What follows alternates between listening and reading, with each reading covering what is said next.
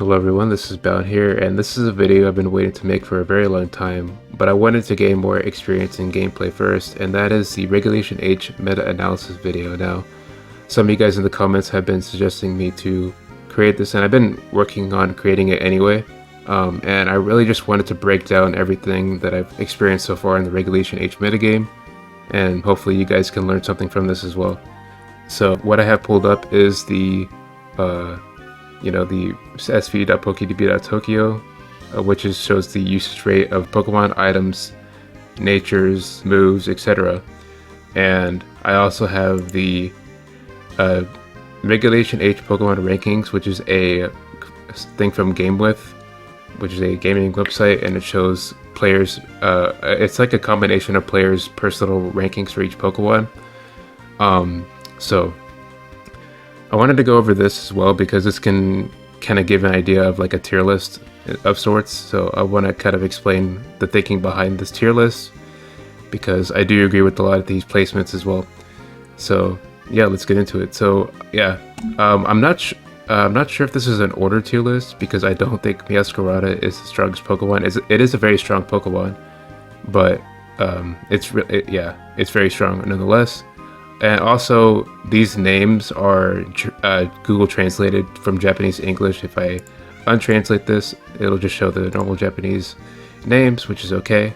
I'm sure you guys won't mind that because that's just the metagame. So, yeah. Anyways, so this is the S tier, right? So we have Meowscarada, Ursaluna Bloodmoon, Dragonite, Archaludon, and Goldango. Now, if I were to order this tier list from my opinion of the strongest, I would put Archaludon as number 1, I would put Dragonite as number 2, I would put Ursaluna Bloodmoon as number 3, I would put Meowscarada at number 4, and I would put Goldango at number 5. Now, the reason why I think Archaludon is the strongest Pokemon right now is for a number of reasons, right? So let's go to the SV website, and what this website basically is, it pulls from the Pokemon home data. So it gives, it's direct data from the ranked battle, direct data from ranked battles, right? Now, one thing you kind of have to take some of it with a grain of salt, just because it's a culmination of the whole month of ranked, so it's not a direct indication of the current meta as of today, but it's still a very good summarization of the meta. So I still want to use it in my analysis here. So yeah, the main reason why I think Archaludon is the strongest right now is that you have to take into consideration the 2 abilities that it can run. So the most common ability is Stamina. So 58% of Archaludons in the meta are Stamina, and 42% are Sturdy, or that reuse are Sturdy. And this makes it so that you can't just build for Stamina just because there's a lot of Sturdy. You still have to take Sturdy into account. 42%, you can't just sleep on that, right? So the thing is, counterplay for either ability is widely different. So for example, Sturdy, like for Stamina, right, you can use a strong special attacker to deal with it, but you have to consider multiple factors such as Terra, and yeah, the fact that it could be Sturdy and it could have Mirror Coat. So Mirror Coat is a move that Archaludon sometimes runs. It's not in the top 10 moves, but it's definitely something that I've gotten caught off guard by, and it's definitely a very good option that I can just use. So yeah, so that's one example. And then if you run into the Sturdy set, if you think the opponent has a Sturdy Archaludon, you might just want to use like a multi-hit, right, to get rid of it. Like for example, Excalibur's +1 Icicle Spear can just KO that.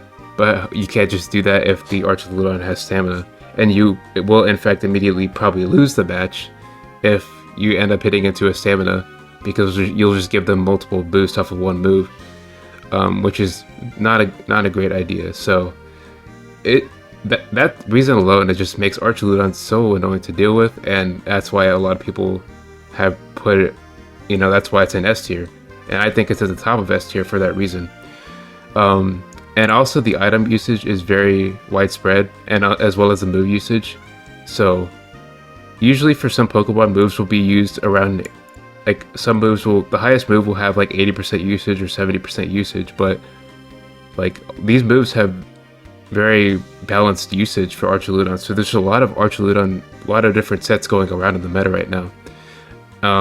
But Power Herb is the number one used item on Archuleta right now. And if we compare this to Season 22, for example, which is the first season of Regulation H, right? Citrus Berry was the most popular, so bulky stamina sets, Terra Fairy with Citrus Berry were the most common, and then Power Herb was second. But due to the ranked influence of top finishers, so we had the first place in Season 22 used Power Herb Electric Terra Archuludon. This first place of Season 23 also used the same Power Herb Electric Terra Archuludon. So basically what that did was that it kind of shifted the Archuludon meta a little bit to where Power Herb is now overwhelmingly the number one used item. And also the Terras have shifted as well, so you have Electric going up compared to Season 22, so 20%. It's 20% right now, and the Season 22, Electric was only 6%, so a lot more Electric Terras going around, as well as Flying Terra, just for that defensive utility, getting that immunity to ground, turning that fighting weakness into a resistance, and other benefits. So yeah, Archuludon, yeah, so because of that, I think Archuludon is just really strong right now. And yeah, Stamina, it has Body Press as well, so Stamina obviously is going to power that up. Even if once you get hit, you'll just power Body Press for free. And yeah, it has that, pseudo legendary stat total, so 600 stat total. And then the Steel and Dragon type is really good, so only 2 weaknesses. You have Fighting and Ground, so yeah, that's pretty much like why it's so strong. And then if we take another look at these results, you see that you'll see some Power Herb, some Citrus Berry bulky ones, Air Balloon, so ground being immune, so only having 1 true weakness with that Air Balloon in place. Some Power Herb ones, so it's really, you can't really guarantee what Archuludon it's going to be when you're facing one. You have to just have multiple things that can deal with both Archuludon sets, or have some flexibility to where you can just don't have to worry about it too much. And that's just really hard to achieve in the current metagame, because with the bans of Flutterbane and Urshifu and Ogerpon and stuff, we lost a lot of flexibility in that aspect. So that's why Archuludon was able to rise to the top. And if we looked at the Game With website, we can translate to the English so we can kind of see what the explanation was. So yeah, so 600 base stat total, excellent typing, excellent endurance and toughness, which basically means stamina and sturdy. The both abilities are excellent.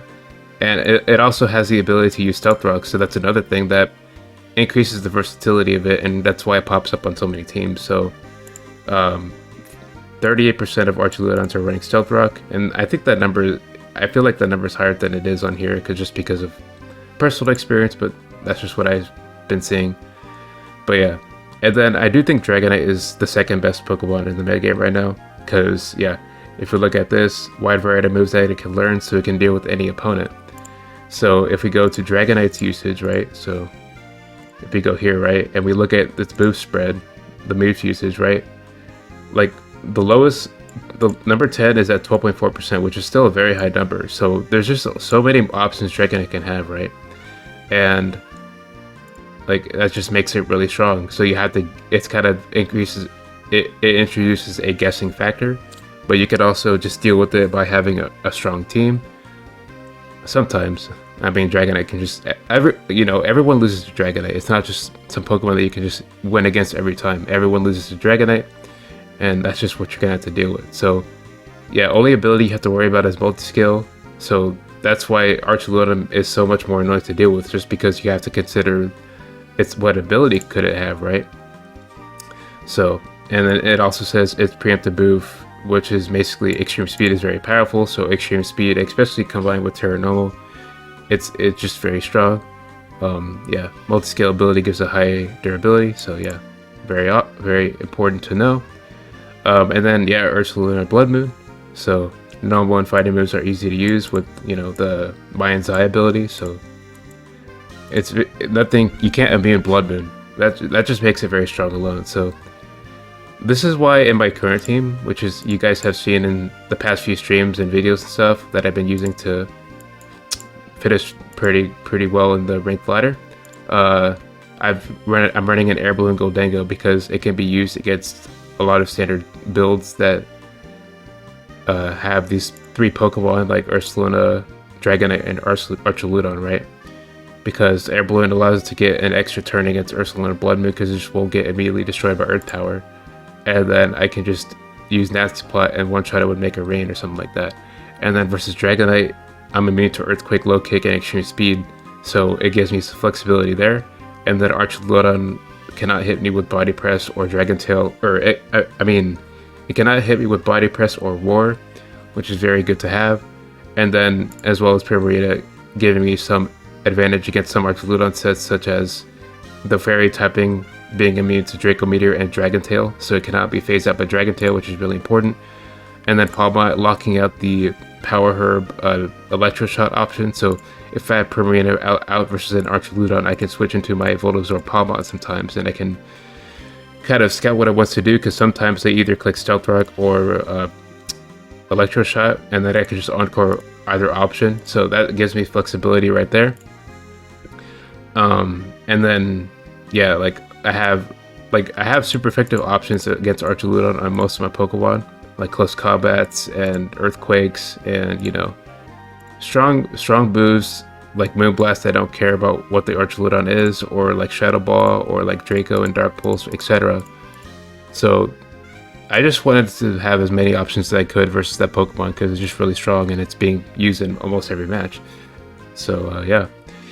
And then back to Ursaluna Blood Moon. So Blood Moon is a very powerful move. Again, 140 base power. Vacuum Wave is also a very strong move because, again, it's unimmune. So a Ghost type cannot be immune to Vacuum Wave because of its ability. So you have to be careful of this thing finishing off a weakened Pokemon. And that's why this Pokemon's individual performance is so high. It can just win a lot of 1v1s just because of how it is designed. So that just makes it very strong right there. And then if you put Terra on the table, then it's going to be very hard to take down, especially if it's a defensive Terra. Then you have to have something that can serve as a backup plan to take it out. So for example, if I have a Close Combat ready to go, it could go into Fairy, and then I want to have a Steel type move that can super effectively take it down, because if I'm being honest here, it's very hard to take down this Pokemon with just a neutral move. You need to have a super effective move to take it down. Otherwise, you're just going to lose because it's just going to Blood Moon you. So yeah. And then Biascarada, I think, is the 4th best Pokemon just because of all the moves options it can get. It has very strong move and support options because it can use Trick with a choice item, or it can use it has very good coverage like Knockoff, Triple Axle, and Low Kick, etc. Knockoff is very good utility. It's the best knockoff user in the format for sure. And yeah, it has the ability to use Trick and Leech Seed and Toxic Spikes and other support moves as well. So really good support Pokemon, really good attacker. It can be used as an attacker. And it has Protean, so it can change its type defensively and offensively as well. So getting Stab on on the first move that it uses in battle. So that's really good. So yeah, that's pretty much a quick explanation of Biascarada. Goldango, obviously, very good Pokemon, good as Gold ability, making it immune to all status moves, including Taunt and Encore, which is very important. So, Make It Rain as well, very strong move, obviously 120 base power, lowering the user's special attack, but that really doesn't matter too much because 2 Make It Rains are stronger than 2 Flash Cannons, and 3 Make It Rains are the same as 3 Flash Cannons, if I recall correctly. So yeah. Yeah, Make It Rain still worth that special attack drop, 100%. And then, yeah, it also has the ability to use Trick. So Choice Scarf Trick Goldango is very prevalent in the meta right now. So you have to be careful of getting tricked, and you cannot use Trick on Goldango itself. So that's why Goldango is very strong. It's a very annoying Pokemon to deal with because you can't just carry out your normal game plan. You have to adjust your game plan to Goldango, as well as Archaludon and a lot of these S tier Pokemon. Like that, you have to spend the match trying to get rid of their game. You're trying to counter their game plan because of how strong they are. So that's why they're S tier. So you have to have counterplay against all these Pokemon, or else you're not going to be able to advance in the rank ladder that much. So yeah, that's pretty much that for S tier. So now I'm going to talk about the A ranked Pokemon. So we have Garchomp, Dondozo, Ninetales, Volcarona, Sneasler, Mimikyu, Primarina, Excalibur, Garganacl, Corviknight, Skeleturge, and Gliscor. I do agree with a lot of these placements, like the fact that they're in the A tier. I do agree with these Pokemon being in the A tier. I would probably move Annihilate up to A tier. I would probably move Hydreigon up to A tier. I'd probably move Dragapult up to A tier. I think those three are capable of being in the A tier spot, but that's just my opinion. But anyway, I want to explain why these Pokemon are so strong and why they're in the A tier. So Garchomp is a very strong Pokemon because it's not as versatile as the Pokemon up here, but it's a very, very strong attacker. So you have the Dragon and Ground stab coverage options, which is really good because Dragon and Ground cover a lot of things in the meta right now. And it has Rough Skin as well, so coming into contact will decrease 1/8 of the opponent's health, and then it's also a Stealth Rock user, so it's just able to be used in a decent amount of ways and cause disruption on the opponent. Now we will get into Dondozo. So Dondozo, Dondozo is basically the strongest unaware Pokemon in the game right now. It's actually pretty tight competition between Dondozo and Skeleturge, but I do think Dondozo is better than Skeleturge in the current metagame. And that's just because of its base stats and the water typing. So we have the water typing, very good defensively. And this is what I was kind of saying with the unaware and base stat thing. Because in the past generations, right? The unaware Pokemon were good, but they didn't have broken stat distributions. But in Generation 9, the unaware Pokemon have insane stat distributions, so it allows them to become very overbearing. And especially in Regulation H, their performance has dramatically gone up due to the bans of, Ogerpon, right? So, and other wall breakers, right? So that just allows them to be better because it's hard to take them down. So yeah, you cannot set up against Pokemon because of unaware, and then it's very hard to take down. So so I'm recording this video as of November 25th, 2024, right? So in the current meta, so November, especially in November, I've been seeing so many Dondozos. Like, I don't know what it is, but Dondozo has increased in usage a lot this month, and so it kind of like, it could kind of be in like the S tier because you need to deal with it because of how much it's increased so much. Just because of how much it's increased, you need to have something to deal with it. Otherwise, you're just going to keep losing because there's just a lot of Dondozos right now. And what I've been seeing is these Dondozos is that they're running Yawn and Curse and stuff. So it's not just like the standard Yawn, Protect, Fissure, Wave Crash. It's like Curse, Yawn, Protect, or Wave Crash, or Baranga Berry with Curse, or Citrus Berry, like specially defensive Dondozo, or like any specially defensive Dondozo. So they're not just going physically defensive anymore. So the counterplay isn't that straightforward anymore. So that's going to allow Dondozo to basically be more flexible, and that's why there's so many of them right now. So yeah, and then also something that enables Dondozo, which funnily enough is Alola Ninetales. It enables a lot of Pokemon through Aurora Veil and Encore, but it also enables Dondozo especially because if you have like a really strong attacker, like a Choice Specs or Choice Band, that's not going to matter because if you have screens with Dondozo behind screens, then there's nothing you can do. And then it's just going to set up Curse with the Moringa Berry. And this is what I've been seeing a lot in the current metagame. So some ways around this, you can do like Toxic Spikes or like the use of Encore. That's pretty much the two best ways to deal with it, Toxic Spikes or Encore. That's just from my personal experience, so yeah. But Ninetales is something that's also been increasing, especially in the last month. So October saw a lot of Alola Ninetales compared to the September, which was the first month of regulation. October saw a huge increase in Alola Ninetales, and that's just because it enables a lot of Pokemon, and the Ice and Fairy typing is very good against Dragonite, Archaludon, etc. In terms of offense, and yeah, so it's just very straightforward why it's good. Even if it does one thing, it does that thing very well.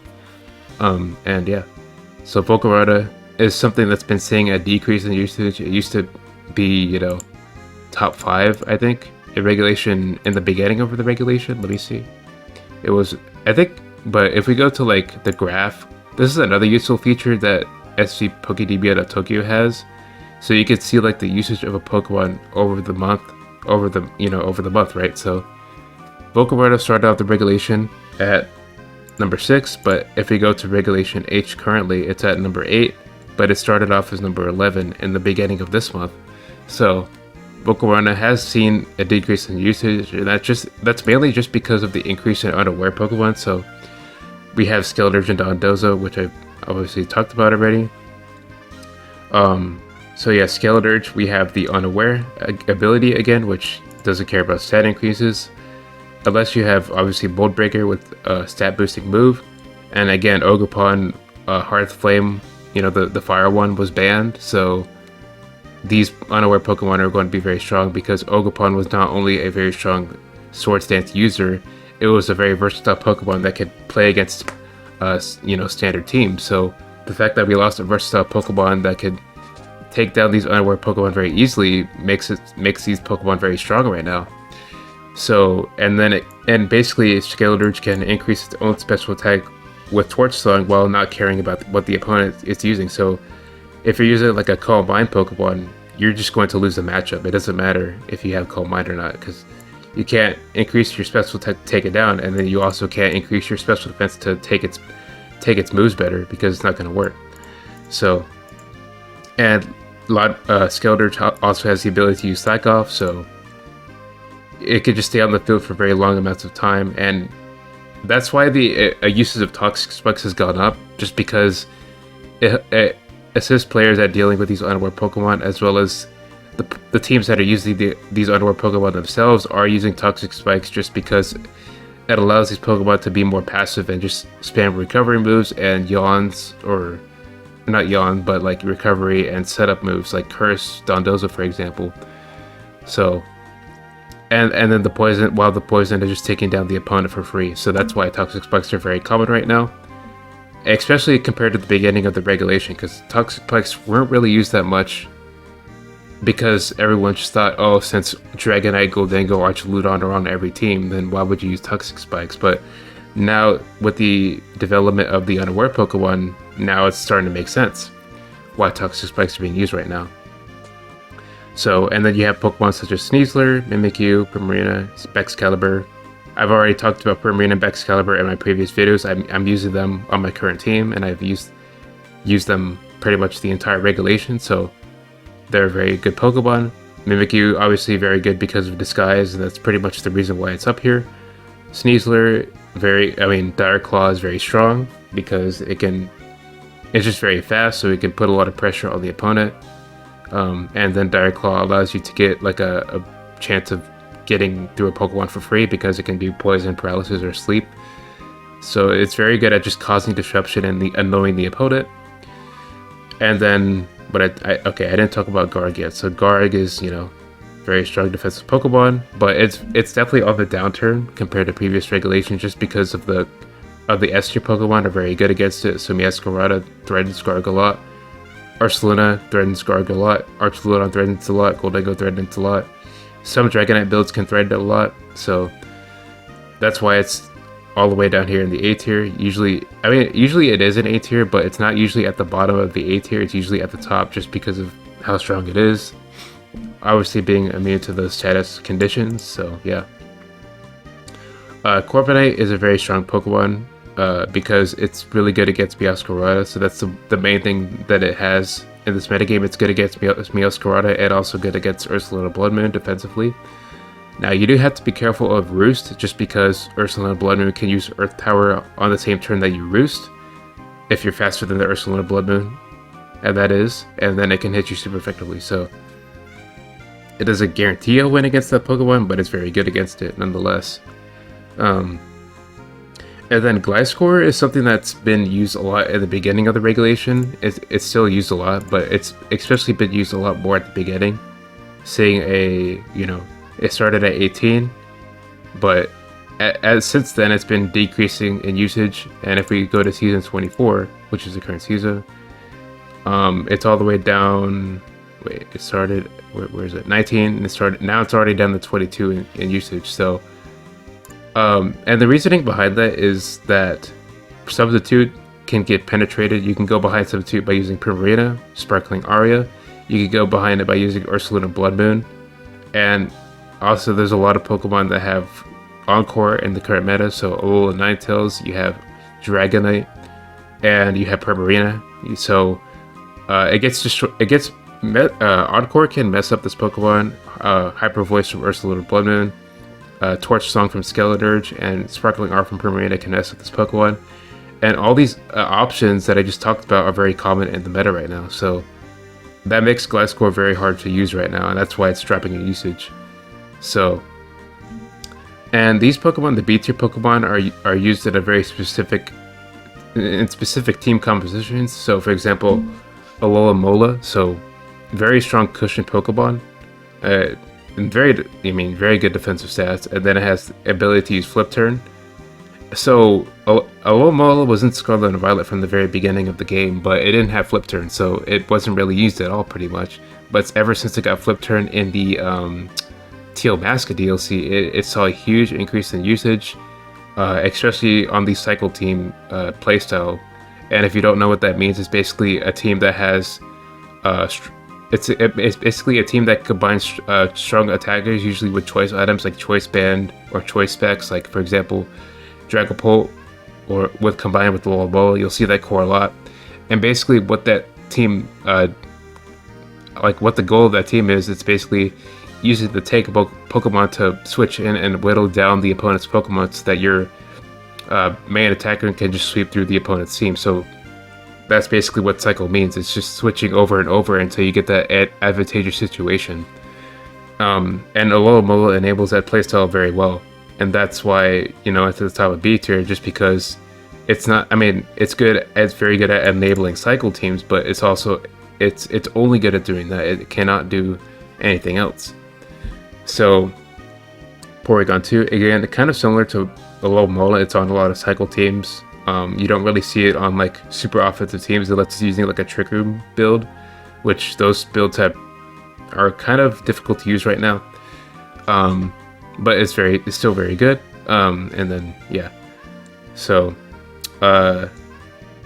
Indeedee is a Pokemon that sets the Psychic Terrain, so a very strong Pokemon in that regard, because it can enable certain strong attackers like Caesar, for example, if it has a Psychic Seed, because one of Caesar's abilities is Unburden, so it can immediately activate a Psychic Seed and increase its special defense, and therefore be the fastest Pokemon in the entire game, in the entire Regulation H metagame. So that gives its advantages right there.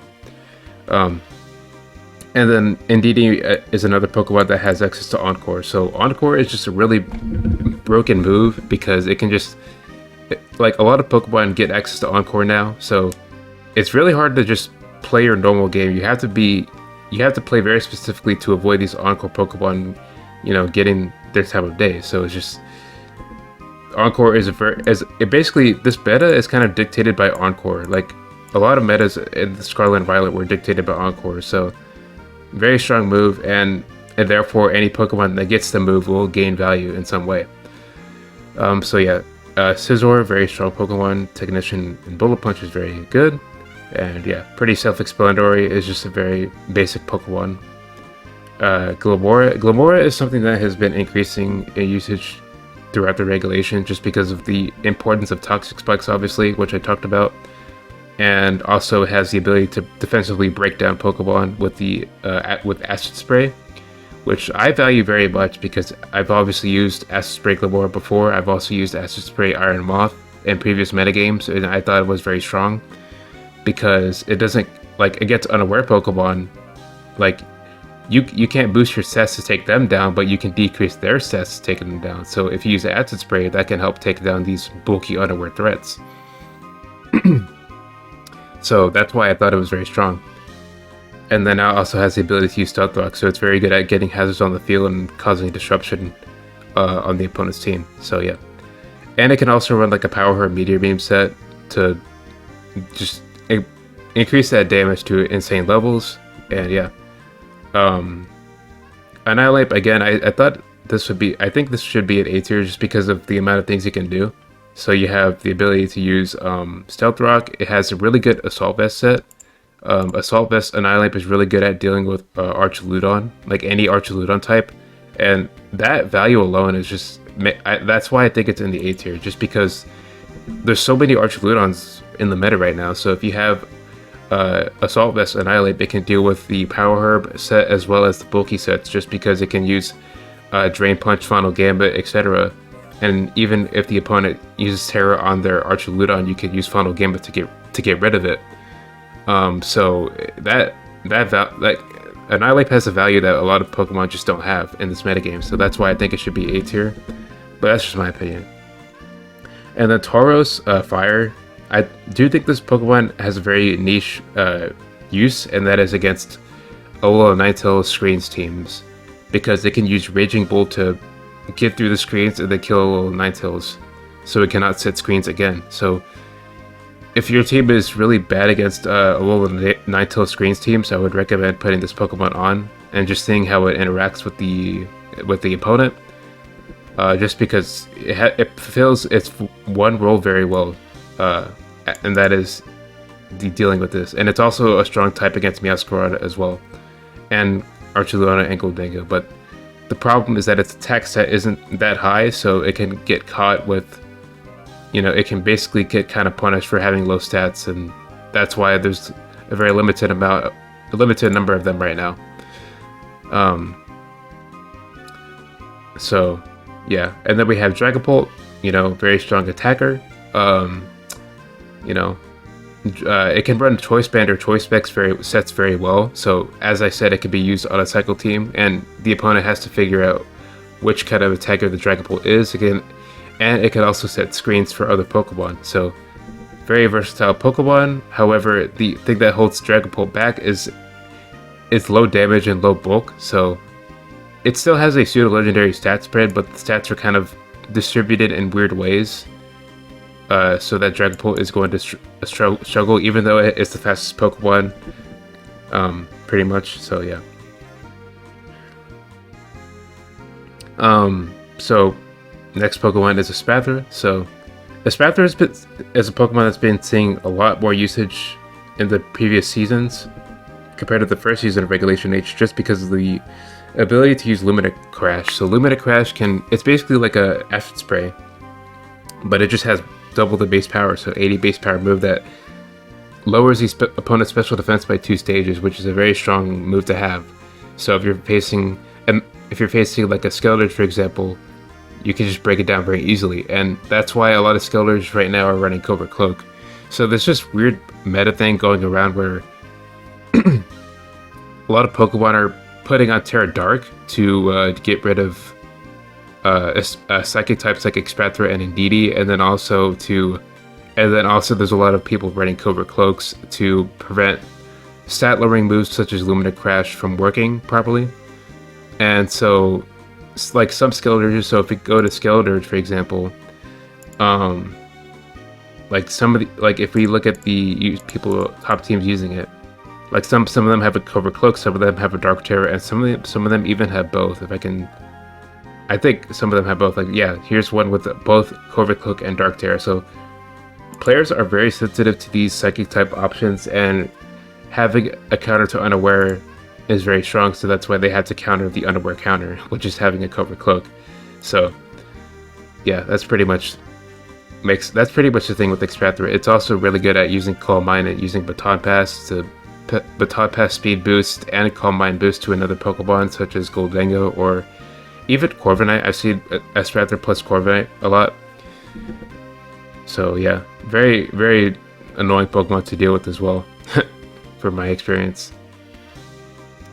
Basculegion is a very strong anchor Pokemon, which basically means it's very strong if it's sent out as a last Pokemon, just because of that last respects being 150 base power.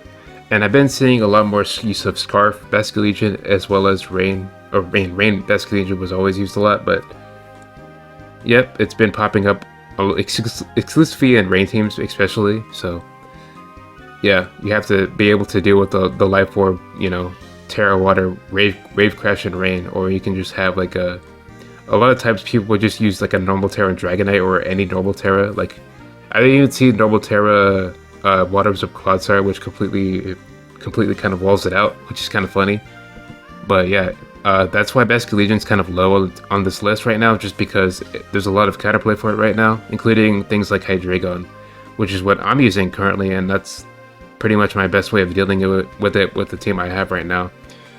And that's just because the Scarf set can outspeed, even with the Modest Nature, I can outspeed the Scarf Basculegions, even if they're max speed Basculegions, so that's really good. And then it can tank a Adaptability Last Respects at 150 base power. It can take that Swift Swim, Life Orb, Stellar, Terra,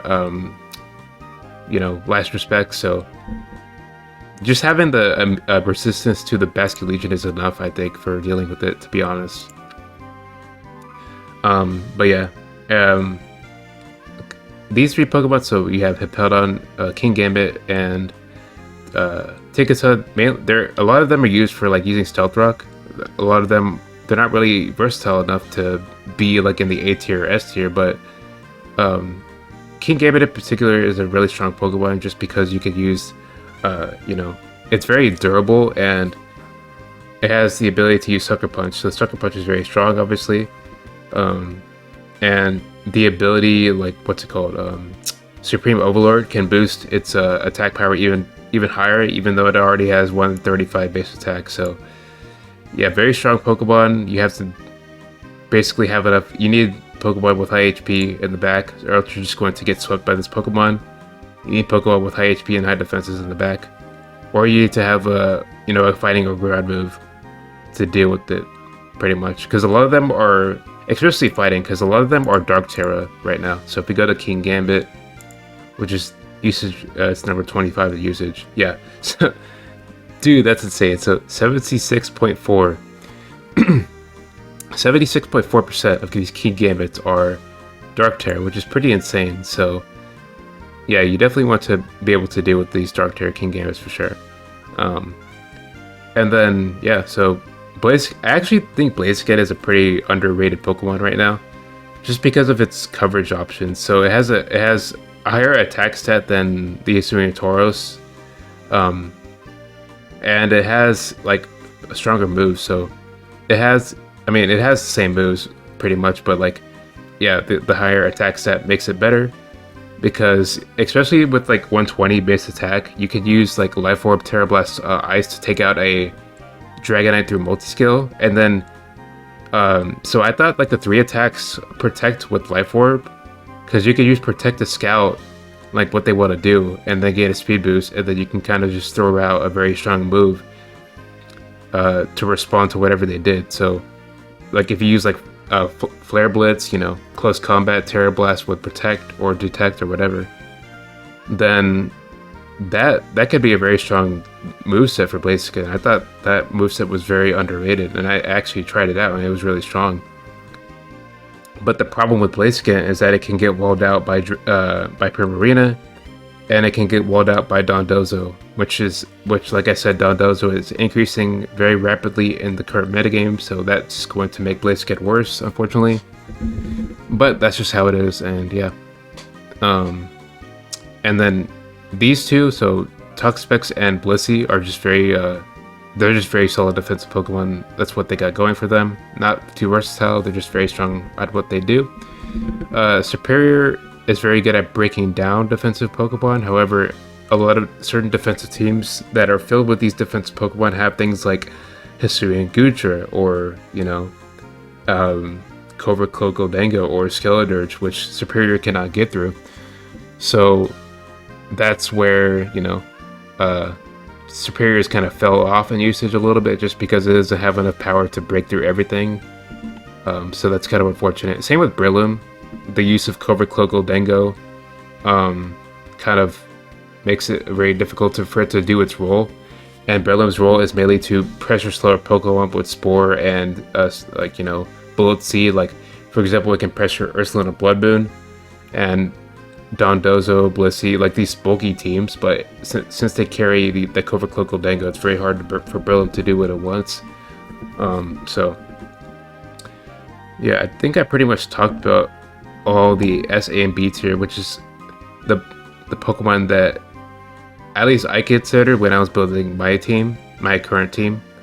So how I would say it is like S tier, you pretty much need to have countermeasures for all these Pokemon guaranteed, because you will see at least one or two of these Pokemon on your opponent's team for every match. So it's very important to have versatile game plans that can deal with both the offensive and defensive uses of each of these Pokemon, because they all have offensive and defensive uses.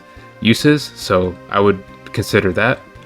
And then A tier, these Pokemon are very strong in the metagame as well. They have traits that can deal with the S tier Pokemon, but they're not as versatile as the S tier Pokemon themselves. So I would still consider having backup plans for when these Pokemon do show up on your opponent's team. Especially Dondozo, like I said, is increasing in usage, so you want to be able to have a game plan that shuts down the Pokemon that's set up for the Dondozo to sweep, or just have a Pokemon that can, for example, be immune to Dondozo's Yawn, or have a Lumberry that can deal with the Yawn. And then also, since Dondozo gets Fissure, you don't want to just have a team that can't immune Fissure, so you want to be able to have something that's immune to Fissure, so something that's levitating, or something that has a flying typing. So, and then for B tier, these Pokemon are, you'll see these very ever so often. You won't see them that much, but you still want to have a thing that can break these Pokemon down. For example, like Alomomola, you want to have a Pokemon that can break it down very easily, because the cycle, like I said, the cycle playstyle is very strong. So yeah, that's pretty much it for this meta analysis video. Yeah, I hope you guys learned a lot from this video, and yeah, that's pretty much it for this video. And yeah, hope you all have a great day, and I'll see you all next time.